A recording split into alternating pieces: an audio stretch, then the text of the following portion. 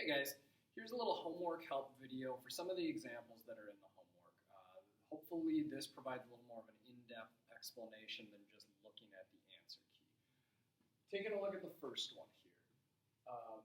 I notice that I've got a secant squared minus 1. Anytime that you've got a squared trig ratio and a 1, a plus or a minus 1, you're probably thinking Pythagorean identities. Now this one doesn't look exactly like the Pythagorean identity that we did in the notes, but those are not static. So if the Taylor-Swift one, 1 plus tangent squared equals secant squared, then I can make it look like this if I subtract 1 from both sides of that equation, and I get tangent squared equals secant squared minus 1. So I can replace that secant squared minus 1 with tangent squared.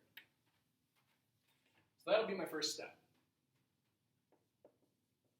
This becomes tangent squared times cosine squared, and the other side remains sine squared.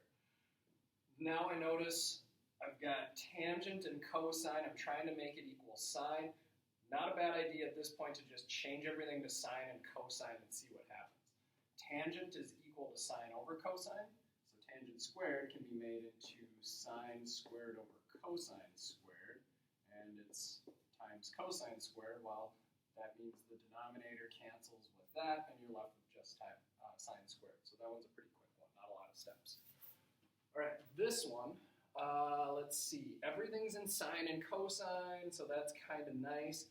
I've got a cosine squared, but I don't have a 1 yet, so Pythagorean identities aren't really at play here. But I do notice that of the two terms here, sine is with both of these. This is where we should be thinking factoring. And that's something that's really tough for some students at first, is getting used to the idea that you are factoring this. You can really think of it as x minus xy squared. That has a GCF of x, and more of you would recognize to factor here than would to factor here. But hopefully that's something that, as you go through this, you'll get more comfortable with it, because that's a really big thing going into calc.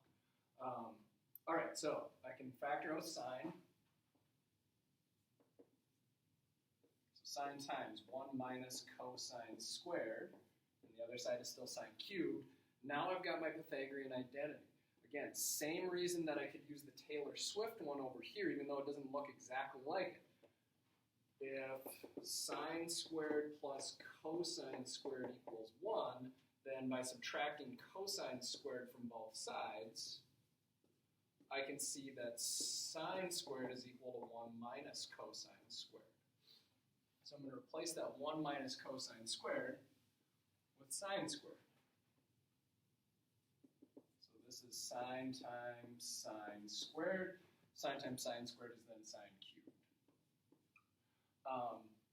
1 minus cosine squared equaling sine squared, 1 minus sine squared equaling cosine squared. Those are really, really common ones in this section.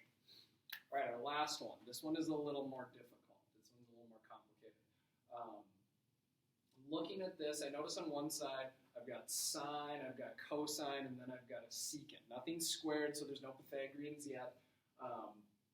But maybe changing this secant into its equivalent sine or cosine would be a good way to start. So secant is 1 over cosine, so if I change secant to 1 over cosine, that 1 stays on top and the cosine moves to the bottom. So it's 1 over cosine sine minus sine over cosine. Now I've got a difference of two fractions that has a different denominator.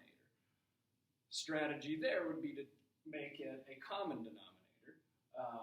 So to make this have a common denominator, I'm going to have to multiply top and bottom by sine. Now it's cosine sine and cosine sine. I can combine it and make it one fraction. So the numerators are 1 minus sine times sine is sine squared over cosine sine. 1 minus sine squared, cosine squared, for the same reason here that 1 minus cosine squared was sine squared.